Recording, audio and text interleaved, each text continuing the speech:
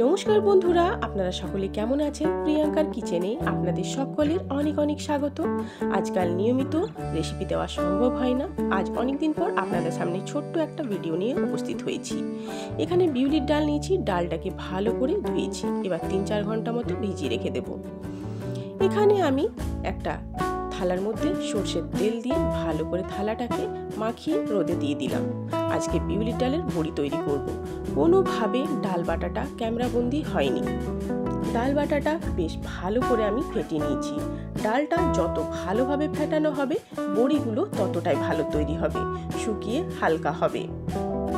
আমি ডাল বাটার সময় খুবই সামান্য একটু জল দিয়েছিলাম। বেশি জল দিলে ডালটা নরম হয়ে যাবে আর বড়ি ভালো তৈরি হবে না, সেই জন্য খুবই একটু সামান্য জল দিয়ে ডালটা বেটে নিয়েছি। এইভাবে বিউলির ডালের বড়ি তৈরি করে রাখলে বড়ি পোস্ত, বড়ি ভাজা বা মাছের ঝোলে বড়ি দিয়ে বেশ ভালোই লাগবে। বিউলির ডালের এভাবে বড়ি তৈরি করে রাখলে অনেক দিন পর্যন্ত সংরক্ষণ থাকে।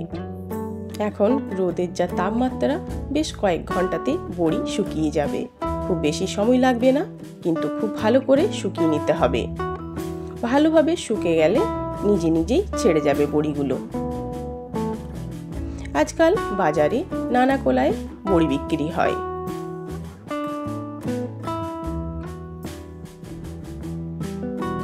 পোস্তর বড়িগুলো আমার সব দেওয়া হয়ে গেল। এবার আমি ভাজার বড়িগুলো দিয়ে নেব।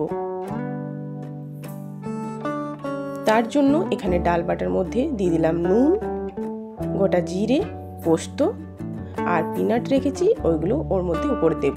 দিয়ে পরে বেশ ভালো করে ফেটিয়ে নিতে হবে। বেশ ভালো করে ফেটিয়ে নিলাম। এবার একটা অন্য থালাতে আমি আগেই সর্ষের তেল মাখিয়ে রোদে দিয়ে রেখেছিলাম, ওর মধ্যে একটু বড় বড় সাইজ করে বড়িগুলো দিয়ে দেব। এই ভাজার বড়িগুলো খেতে বেশ ভালো হয়।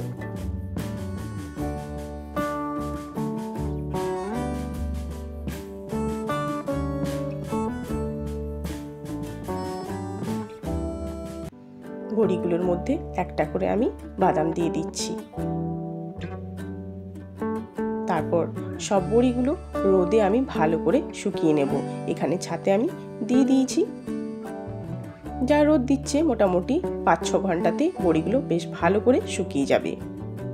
বড়িগুলো আমার শুকিয়ে গেছে, ছেড়ে গেছে। দেখুন, বড়ি তৈরি হয়ে গেছে। এইভাবে বাড়িতে বড়ি তৈরি করে সংরক্ষণ করুন। আর ভিডিওটা যদি ভালো লেগে থাকে তাহলে লাইক, কমেন্ট, শেয়ার করবেন। আর প্লিজ আমার চ্যানেলটাকে সাবস্ক্রাইব করবেন। আবার দেখা হবে, ততক্ষণের জন্য ধন্যবাদ।